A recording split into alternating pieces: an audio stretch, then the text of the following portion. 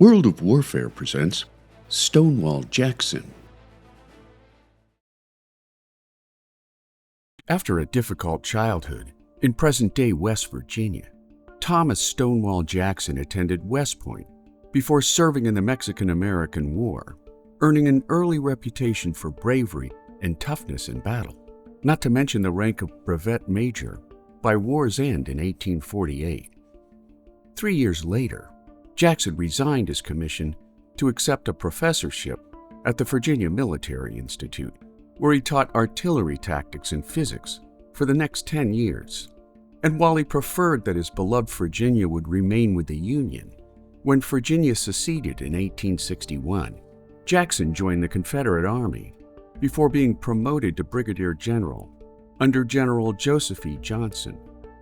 During his participation in the First Battle of Bull Run, Jackson earned his nickname when he rushed his troops to the front line to repel a determined Union attack, prompting a fellow general to say, "Look, men, Jackson's standing like a stone wall."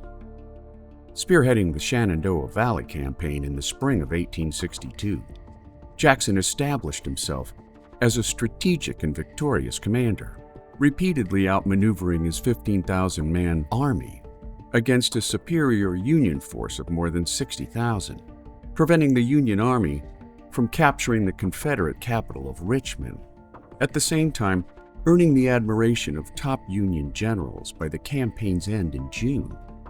That same month, Jackson joined Robert E. Lee's army, where his highly publicized performance at the Second Battle of Bull Run, the battles of Antietam and Fredericksburg, and the Battle of Chancellorsville elevated Jackson to legendary status among Confederate soldiers and Southern civilians alike.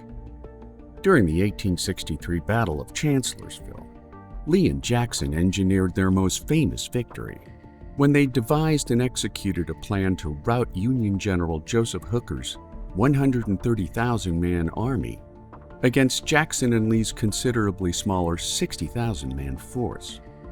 While Lee engaged in diversionary attacks on Hooker's front line, on May the 2nd, Jackson moved his 28,000-man force on a 15-mile hike against Hooker's exposed flank, inflicting massive casualties against the Union Army, which forced Hooker to stand down several days later.